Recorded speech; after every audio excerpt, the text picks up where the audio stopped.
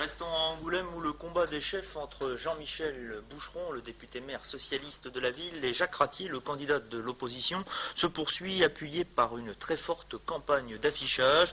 L'échéance du 6 mars apparaît comme très serrée. L'enquête sur place, Jean F.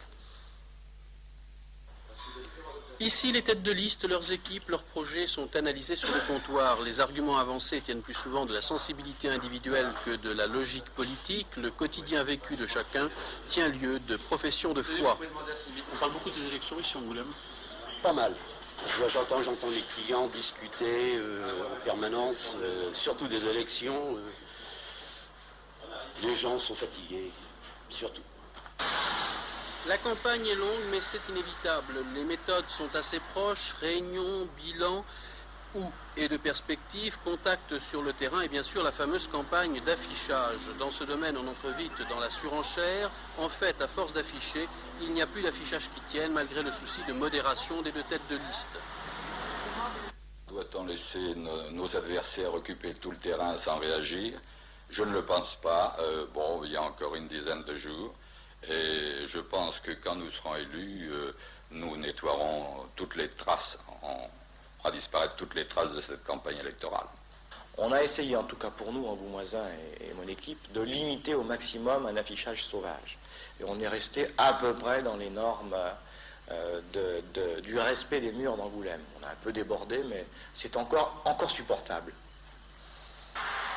Oui, ce n'est quand même vraiment pas beau.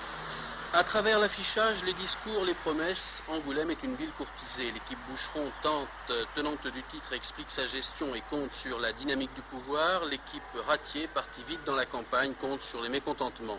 Cette première partie de campagne inspire aux leaders déjà quelques réflexions. C'est une campagne tranquille, mais c'est-à-dire qu'on est très serein et très tranquille. On n'a quasiment pas polémiqué, on demande simplement aux gens de choisir. Ce qu'on peut réaliser pour une ville, il faut le comprendre d'abord. Par exemple, moi, je propose pour les 6 ans qui viennent une saison d'opérette et d'opéra à Angoulême. Bon, ben ça, c'est quelque chose qui marque terriblement la population parce qu'il y avait une saison d'opéra et d'opérette pendant 20 ans à Angoulême. On le remet à la mode et ça, il faut être angoumoisin pour le comprendre. Je pense que l'opposition est très mobilisée déjà depuis plusieurs mois. On en a pour preuve que les défilés à notre permanence, les gens qui ont le désir de nous aider et qui dans les quartiers prennent contact avec beaucoup de personnes qui sont indécises. Et je crois que la mobilisation de notre côté est effective. La proximité du premier tour attise les enthousiasmes, mais c'est un paradoxe. Le combat pouvant être serré, la sérénité affichée reste volontairement de mise.